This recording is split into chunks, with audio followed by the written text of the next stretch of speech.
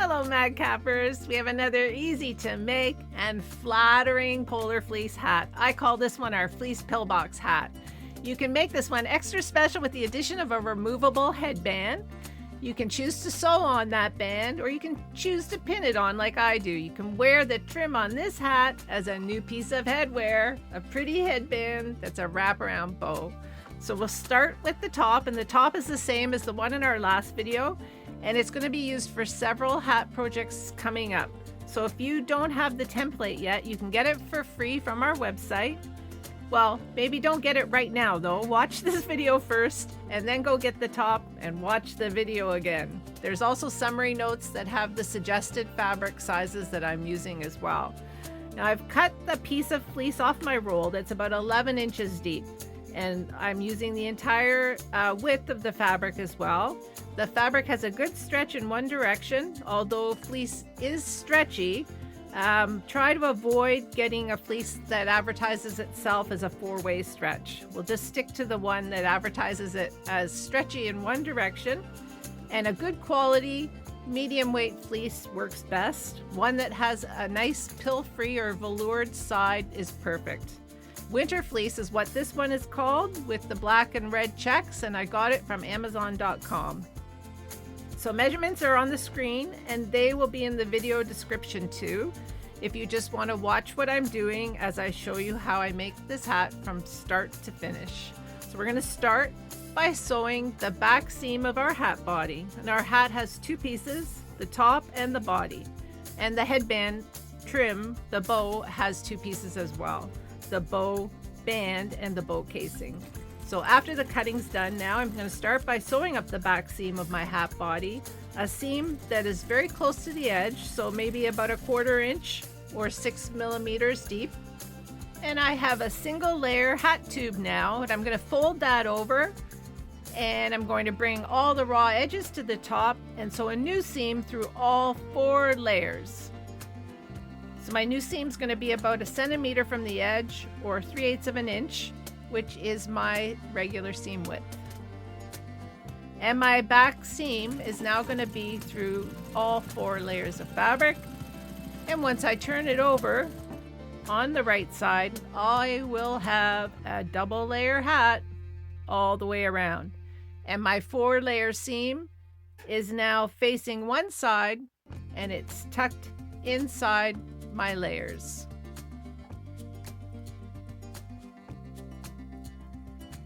Now I use fleece with a pattern, which means I can easily line up these 2 raw edges. I'm going to close the top of that raw edge now with a seam close to the edge, and then I now have a 2-layer hat body. And once I finish, I will also mark the center with a notch, the center front, of the hat, using my back seam as the center back. And once again, I'm sewing close to the edge with a 1/4 inch or 6 millimeter wide seam. So now it's time to work on the top, and the top has a dart, and there's a reason for this. The dart gives the top some lift and helps to match the shape of the top of our head, which is not flat. And lifting the top like this, giving the top some shape, a bit of a curve, it actually helps to keep the stress off of the seam that joins the top to the hat body. I'm going to finish that dart with a top stitch. So I'm going to go up one side of the dart, catching the raw edge of the fabric from the seam underneath, and I'm going to sew it flat. And then I'm going to go past the end of the dart towards the center of the hat, pivot with my needle in the fabric, and come back down on the other side of the dart, catching the other side of that raw edge fabric from underneath and making a perfect, beautiful, flat seam. So now we're going to pin our hat top and our hat body together. We're going to match those seams, the dart seam and the back of the hat body seam together, and then we'll match the notches that we made at the front of both pieces. And then we'll just ease it in all the way around, pinning as we go. And these 2 pieces should fit quite well together. If you find that one is quite obviously larger than the other, then take this chance now to just sort of trim it down to make those two pieces fit. Once you understand how your fleece fabric works, it's going to make it a lot easier going forward too with the projects that we have coming up, which you're going to love too. So I'm going to sew the two pieces together using my regular seam width, which is 3/8 of an inch or 1 centimeter. And just easing it in as I go around.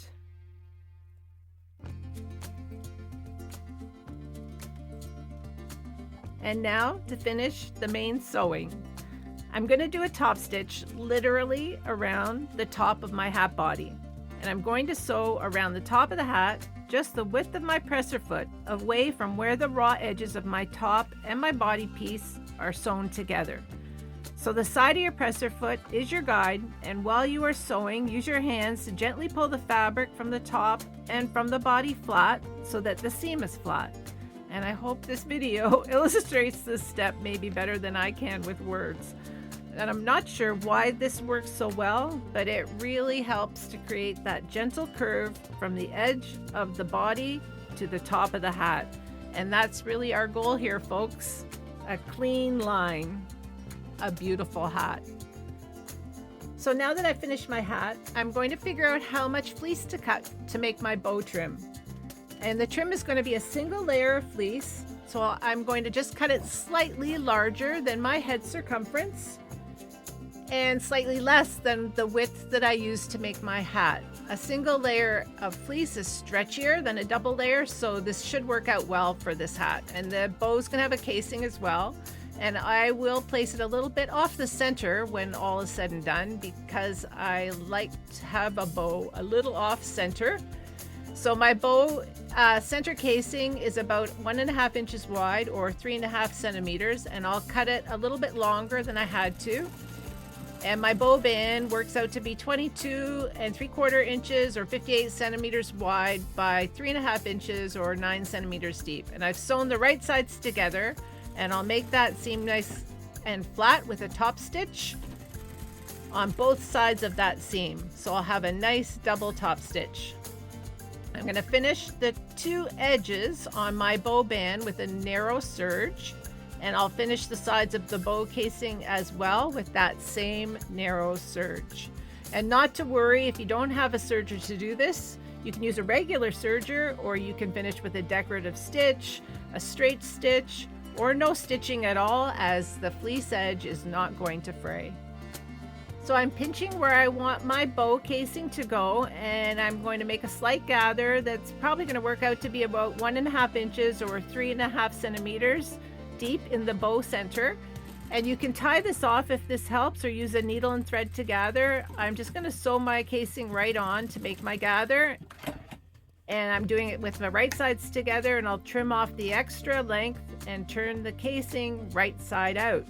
Now, to stop the bow casing from moving around the band, I'm going to stitch a small seam from the back of the casing, and I'm going to catch the center fold of the bow on the wrong side at the point where the two naturally meet.